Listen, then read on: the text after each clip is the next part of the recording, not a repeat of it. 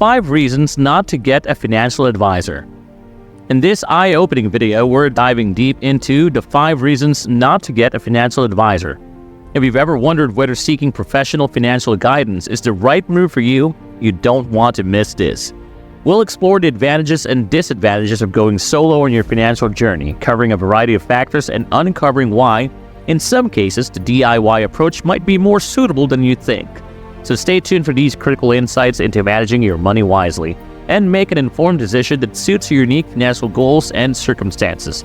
Don't forget to subscribe for more expert advice on personal finance. Are you one of those who believe that the only way to manage your finances is by hiring a costly financial advisor? Well, think again. Financial advisors can be expensive and confusing, especially when you're unsure about what they do with your hard-earned money. But here's the good news. There are fantastic alternatives. In this video, we're going to reveal the 5 compelling reasons why you might not need a financial advisor at all. These insights could transform the way you manage your finances, help you to keep more of your money. So stay tuned as we delve into each of these reasons. And by the end of this video, you'll be equipped with the knowledge and confidence to make informed financial decisions on your own. Now let's get started. Number 5, no one cares about your money more than you do. When it comes to your finances, the truth is that nobody is as invested as you are. Your money holds a special place in your life, and it's your responsibility to ensure that it's operating at its peak efficiency to pave your way towards the long-term success. This invaluable lesson becomes strikingly clear when you go through your 20s. You come across almost every money mistake you can think of. Think about this. You might lease a car without really understanding all the true costs, let your credit card debt stick around longer than it should, and let financial advisors invest your money in ways that you don't quite get. Plus, you might take on student loans that you don't really need. When you're not so experienced, you're let marketing advisors and big banks make the decisions, and it feels like you're just going along for a crazy financial ride. If it's not until your late 20s, when you're on the edge of a money disaster, that you start taking money seriously. You decide to read a lot about personal finance and learn as much as you can. It takes time and patience, but eventually you figure out the strategies that work for your situation. You start building the knowledge and confidence to make your own money decisions without relying on advisors or banks leading you in the wrong direction. So, the key takeaway is this. Seize ownership of your financial well-being. Refrain from wholeheartedly entrusting others with your financial destiny. Forge your own path, making sure your best interests remain at the forefront. Number 4, learn to manage your own finances. Learning to manage your finances might seem intimidating at first. We used to believe that those who understood money were naturally gifted, throwing around terms like hedge funds, leveraged stocks, and bonds, leaving me utterly perplexed. However, later on, you will discover that many of these terms were just easy. Understanding money isn't an inborn talent. It's a skill that can be acquired. There are abundant resources available to educate us on the subject, from books and blogs to YouTube videos, like the one you're watching now. So let me introduce you to some of the favorite personal finance books that set us on the path to financial knowledge. Rich Dad, Poor Dad by Robert T. Kiyosaki tells us simple things about money, like what's good to have, assets, and what's not, liabilities. It also says learning about money is important and shows how to get rich by investing. The Total Money Makeover by Dave Ramsey gives a step-by-step plan for getting rid of debt and becoming rich. Ramsey's way involves making a money plan, saving, and investing. I Will Teach You to Be Rich by Ramit Sethi shows us how to handle money well, talk for better deals, and invest for the future. Sethi's way is practical and easy to understand. The Millionaire Next Door by Thomas J. Stanley and William D. Danko says things about rich people that are not true and tells us the habits that make people wealthy. The Bogglehead's Guide to Investing by Taylor Larimore, Mel Lindauer, and Michael Leboeuf is a big guide for people who are new to investing and those who know a bit. The writers say it's smart to invest in low-cost funds. The Automatic Millionaire by David Bach says we can get rich without thinking too much. We just need to make savings and investments automatic. The Psychology of Money by Morgan Housel looks at how we feel about money and how that affects our money choices. Housel shares how to make better money choices even when we feel emotional. The key here is to take that first step and not be daunted by the challenge. If you're willing to watch this video and invest in personal growth, you undoubtedly possess the capacity to develop a solid financial foundation and take control of your own financial destiny. Hey, before we continue, we want you to know that we're always making new content, so make sure you like and subscribe to our channel so you don't miss anything. Number 3, investing in low-cost index funds will make you more money. You see, index funds are like your ticket to a brighter financial future. So what are they really? Well, they're not your typical mutual funds. Index funds are like the superstar athletes of the financial world. They don't try to time the market or play fancy tricks, no. They simply follow a set of rules like mirroring the S&P 500 or Dow Jones Industrial Average.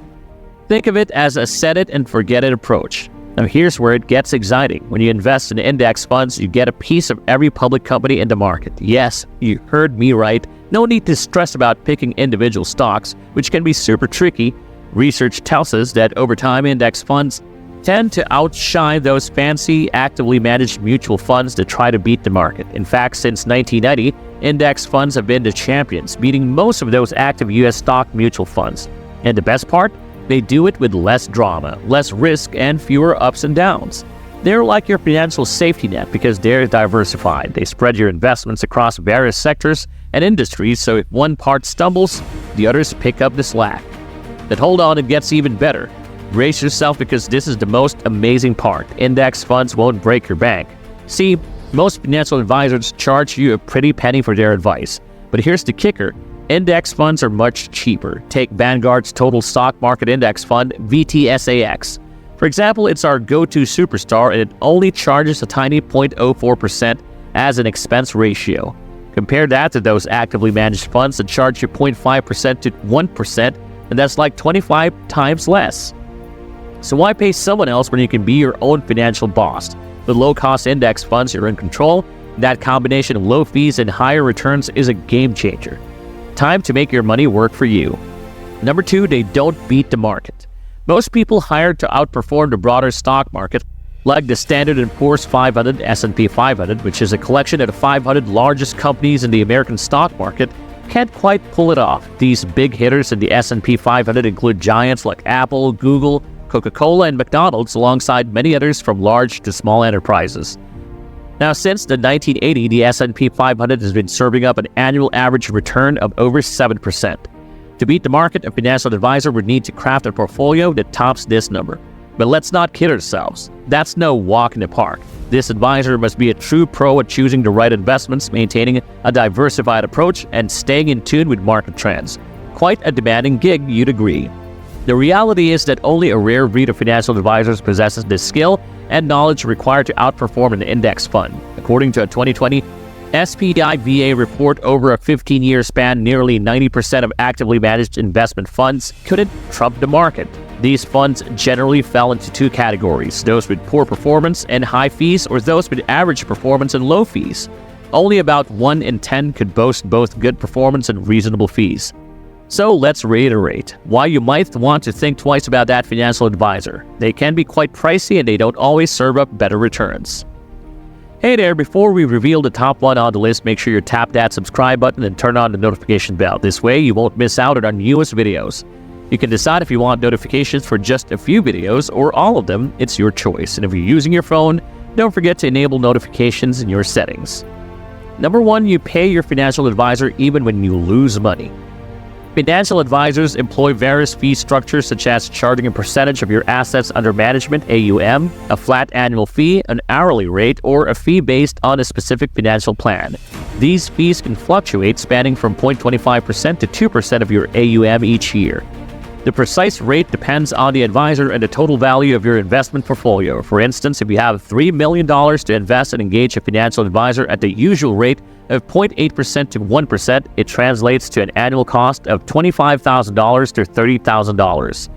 What's really important to understand is that financial advisors charge these fees regardless of whether your investments make money or lose money. They usually take these fees directly from your investment account, so you might not notice them, but the government is now watching more closely to make sure advisors don't charge you too much by mistake. It's very, very important to think carefully about your own money situation and goals before deciding to get help from a financial advisor. If you feel confident about your money and don't think you really need a professional's help, then you might not need a financial advisor's services after all. Now that you've uncovered the 5 compelling reasons to reconsider the need for a financial advisor, it's time for you to make a choice.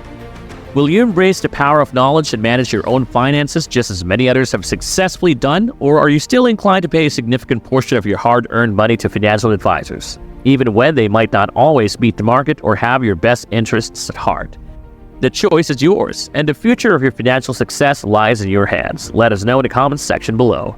As always, don't forget to hit that like button if you found this video helpful, and subscribe to our channel so you never miss out on my latest content. And for more resources and links related to today's topics, be sure to check out the description below. Thank you for watching, and we look forward to reading your comments and engaging with you in the next video.